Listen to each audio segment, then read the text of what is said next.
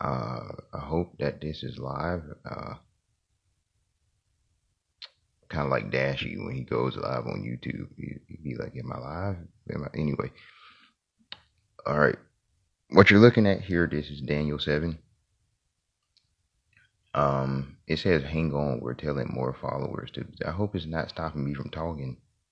Like, I don't need you to tell nobody about nothing. Just anyway. So, so this is Daniel 7, and the title says Daniel 7. The glory of Yahweh is portrayed as the fire of hell. This part of Daniel, I don't think I've heard too many people preach on it. It's one of those passages that teaches something very strange, and so it doesn't.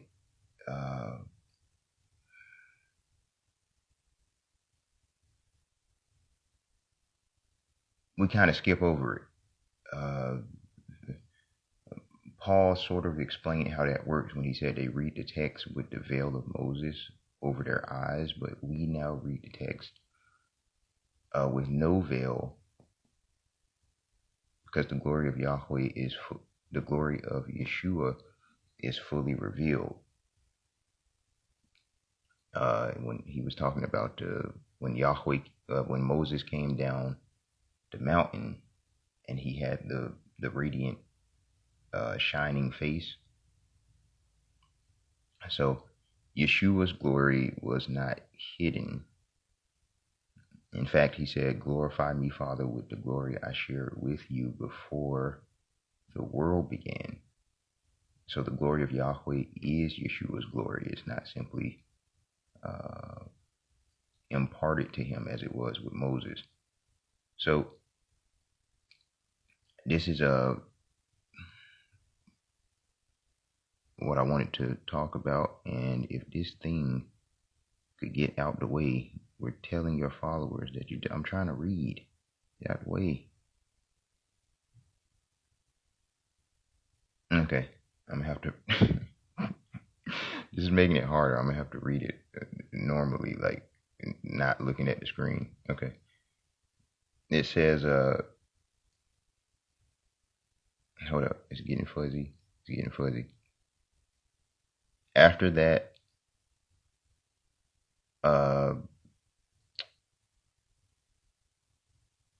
I looked,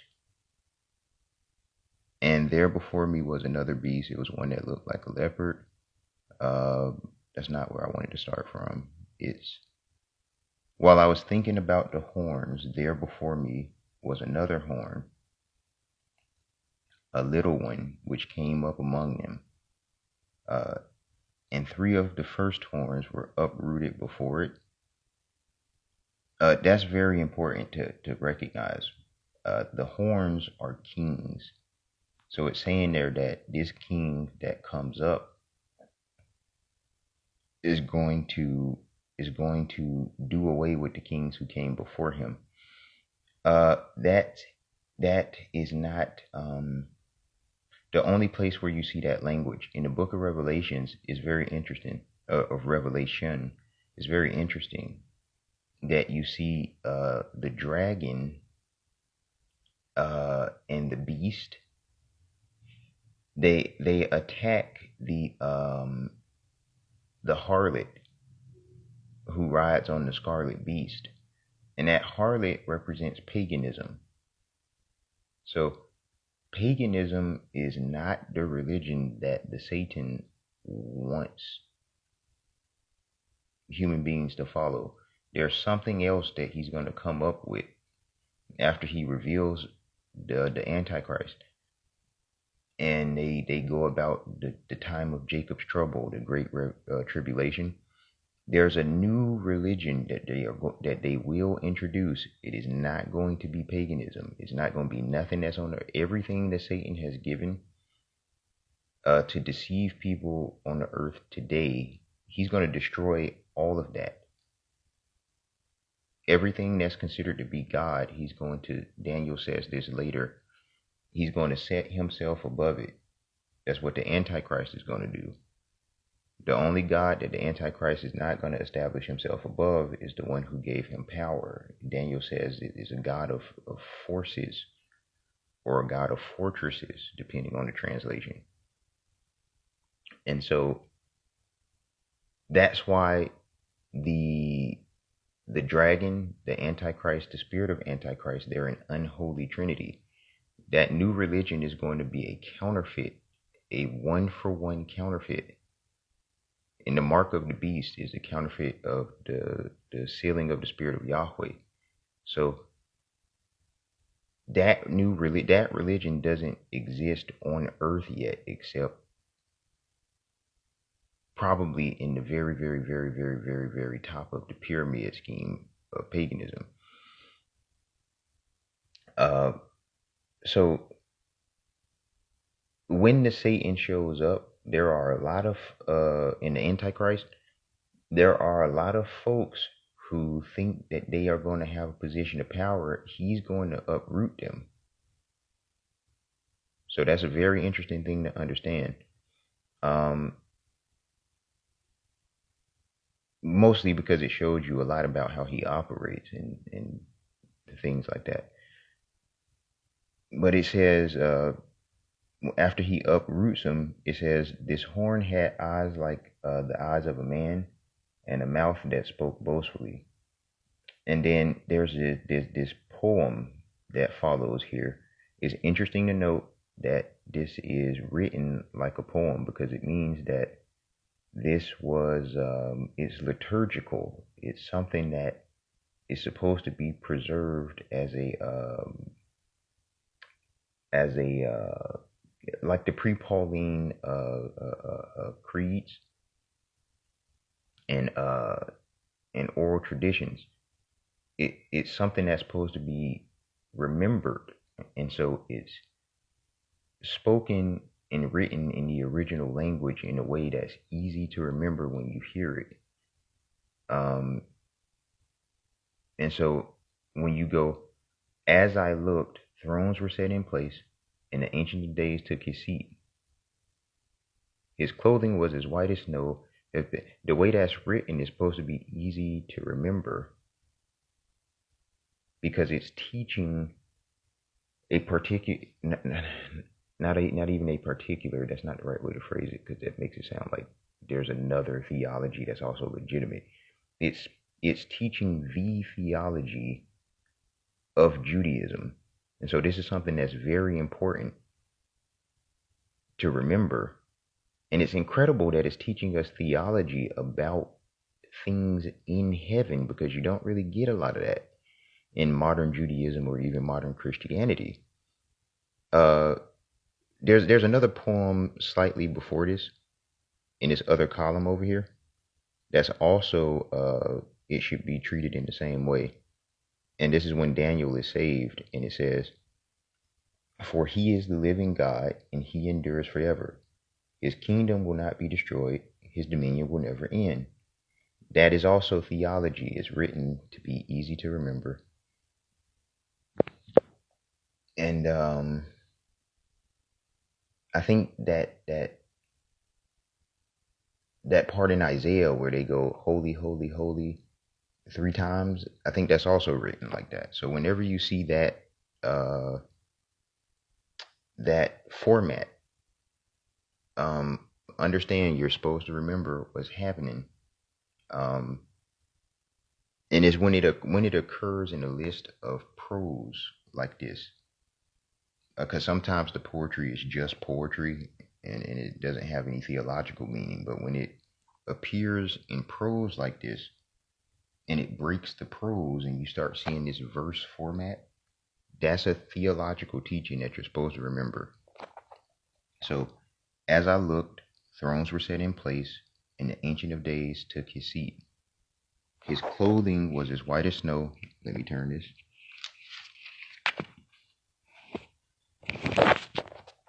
The hair of his head was white like wool. His throne was flaming with fire, and its wheels were all ablaze. A river of fire was flowing, coming out from before him.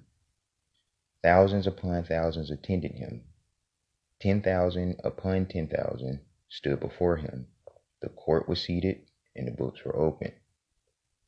Okay, some of the theology that's going on there. Okay, first he's called the Ancient of Days. That relates, of course, to his eternity. And it talks about the clothing in his hair was white like wool. That's purity language, so that's talking about the absence of sin within him. Now, the throne was flaming with fire. I've said this before, but fire in the Bible represents the glory of Yahweh. So the throne of Yahweh is the glory of Yahweh.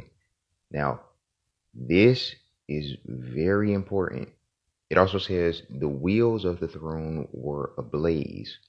Now, we know from Ezekiel that the wheels are a creature. Some people say angelic beings. I don't use that word because angel, even though angel did over the course of time become ontological, it was not originally an ontological term. So I don't like the confusion of saying angelic beings. Wheels are a class of spirit creatures, and they hold within themselves the spirits of the Hayoth. And so that's what we see in Ezekiel. So when the text is describing them as ablazed, it means that they're glorified. So they're a group of beings who have received the glorification in some sense. And so they're ablaze, they're on fire. Okay. So this part where it says his throne was flaming with fire, that the throne of Yahweh is the glory of Yahweh. That's important to understand because the glory of Yahweh, as I've said before, is a self or a person, the second member of the Trinity. So Yeshua is the glory of Yahweh. And he is the throne of Yahweh. This ties in a lot with the Ark of the Covenant and the Merkabah. I don't think I can get into that in this video because it'll probably make it too long. But Yeshua is the Ark of the Covenant. He's the throne of Yahweh. And so this is why in Revelation 4, I think it is, when Yeshua is depicted as appearing the Lamb, there's no other throne that he's sitting on. He shares the throne with Yahweh, and his appearance is as if he is emerging from out of Yahweh. And as John says, John 1 verse 18, that God monogenes, or monogenes God, he is in the bosom of the Father. Or some translations say at the Father's side. But it's interesting, that word bosom, it can refer to being in the lap. It can be a word that relates to the chest. And so it's intimate language either way. But what it's saying is not that Yeshua is off to the side somewhere. It's saying that he's right there. It relates to the torso, whether it's referring to being in the lap, and so like seated against the torso, whatever the case might be. He's right there in the torso. He's in the lap. So when the Bible says that he is at the Father's right hand, it's not saying that he's seated in the throne that's off to the Father's right side. The right hand of Yahweh is the bosom. So Yeshua is there in the same throne that Yahweh is seated on. Okay? This is part of the reason, I think, why Yeshua told the apostles who said they wanted to be seated at his left hand. He said, you don't understand what you're asking for. Okay? So this throne is flaming with fire. That means the throne of Yahweh is the glory of Yahweh. The glory of Yahweh is the second member of the Trinity. Okay? So this will explain a lot about what you see in Revelation and why there is no second throne. Okay? Now, the river of fire, this is the important part. A river of fire was flowing, coming out from before him. This part here is important. Now, the thousands upon thousands, tens of thousands, that's also important for theology, but this part right here is the important part. A river of fire was flowing, coming out from before him. I don't like when it does this fuzzy thing. It's coming out from before him. Then you go down, it says, I continued to watch because of the boastful words the horn was speaking. I kept looking until the beast was slain and his body destroyed and thrown into the blazing fire. Now, this part we've recognized is referring to the fire of hell, but we have not recognized that the blazing fire is the river of fire that's flowing out from before the Ancient of Days.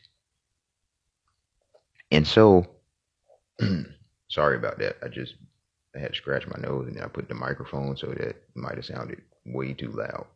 Anyway, so the river of fire that's flowing out from before the Ancient of Days, which is the fire of hell, okay?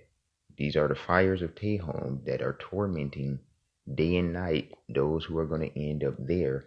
This fire is the glory of Yahweh, as far as the text seems to be saying. And this, for me, answers this one question that I had, which is the wicked are described as being resurrected just like the righteous. We go into Tehom in the body. We do not go into Tehom as spirits. We do not remain in heaven as spirits. We are resurrected, and then either in the body you go to Tehom, or you're going to live in the new creation. There are some who the text seems to say that they will their citizenship will be in heaven. Like Elijah, for example, is probably a permanent citizen of heaven. Same thing with Enoch. But the majority of us, we're going to be in the new creation. Okay? That's the Christian hope. It's not being a spirit in heaven, a dead spirit in heaven for the rest of time. Paul describes that state as a state of nakedness, in fact. That's because in the Semitic totality concept, right, a human being, you are a living nefesh. So once you die and you're separate from your body, you're incomplete. And that's it's a state of death. There's no completion that you can have as a spirit if you don't have the body, because you are a living nefesh. So that separation upon death is you're a dead nefesh. Not only are you a dead nefesh, but your spirit is dead apart from the body, just like the body is dead apart from the spirit. And then the self, the heart, the person is also dead. There's this great separation. And that's important to understand. And by the way, Genesis 1, and not Genesis 1, Genesis, what is it, chapter 3? Is it also chapter 2? I think it might be exclusively chapter 3, the fall. All these separations that occur because of the fall it introduces a death state to everything. So that's why Yeshua says that we are dead, even though we're alive. He says we're dead. Even the land of the dead is a state of death, even though there's also life that's happening. So this is an ancient understanding of what it means to be dead. And so there has to be something that's preserving the dead thing in order for it to have a state of life. And so in when you're a spirit in heaven awaiting the resurrection, what's keeping you alive is the fact that your spirit is going to be glorified. And so that remembrance by Yahweh is what keeps you out of the second death. And then, but when it comes to the wicked going to Tehom, the Bible does not give us as well. I used to think the Bible didn't give us a mechanism for how the wicked who are separated from Yahweh, because human beings were created to be in the image of Yahweh, so separated from the image, you are dead. So I did not understand how the wicked would be capable of residing in Tehom forever. And we have the glorification as the righteous when we're resurrected. And that's how we have eternal life. But how is eternal death going to work? Now, this passage seems to answer that question. Because the glory of Yahweh is going to be in Tehom. That's going to be the fires of Tehom that caused the torment of Tehom. And so that's going to be, it would seem to me, the preserving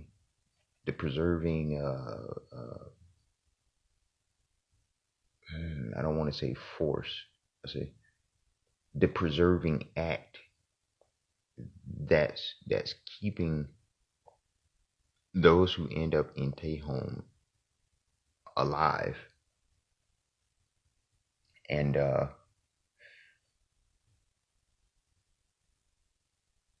it's interesting. I can already imagine a wicked being responding to that and going, why why does Yahweh do that? Why doesn't he just let us fall out of existence? And so an answer to that is that you get what you want. And it don't matter how wicked you are, there's nobody who wants nothing. Everybody wants the truth. What the wicked are trying to do is they're trying to abuse the truth into allowing them to exploit him with no consequences, with no rejection. Because there's nothing about the way they live their life that's in pursuit of nothing. They're all trying to get something, and something is the truth. There was the truth, and then he created Tehom. And then via Tehom, he created creation, which is Tehom maturing into its purpose for which it was created. Okay? Tehom without that purpose is nothing. If you say nothing is the opposite of something, well, the truth created his opposite. That's something else I want to talk about at some point. But that's nothing is material without the truth. Okay? Now, nobody wants nothing. Everybody wants something.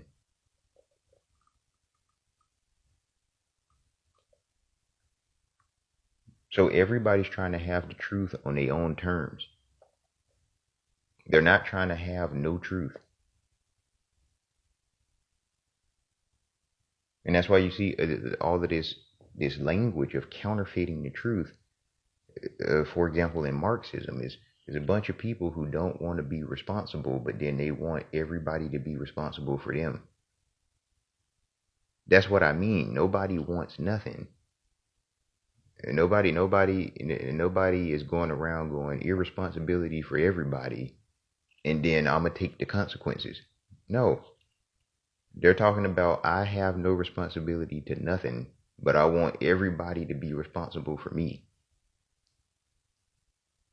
That's a desire for the truth on one's own terms. You understand? It's counterfeiting the truth. And so that's what you're going to get in Tehom. Okay? It's going to be the suffering of that. Unrelenting with no goodness, no rest, no nothing. That's what it's going to be. And so you're going to get what you want. What you don't want to not exist. You you want the truth to not exist. But you don't even want the truth to not exist in fact is because you want something, so you don't want nothing to exist. You understand? What you it's so funny because it's so stupid, but it's what you want is to not have the self that is the truth, but to have what's left over if that self was to die. You understand that? So this is what this is. This seems to be what the fires of Tehom is going to be. It's not as it's imagined in modern Christianity by a lot of folks. That it's this actual burning fire. That no, it's going to be those who do not want the truth, and they're going to have the glory of Yahweh, and but it's just like no self. It's going to be the glory of Yahweh, but not with the self.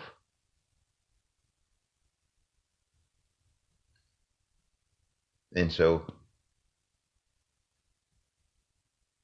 one way I've suggested thinking about that is if you think about the mental health state that we call depression, but then imagine that there was no goodness at all in the world at all, just no goodness for those who are depressed. And it's like that's a good way to start trying to think about this. What take home is going to be like.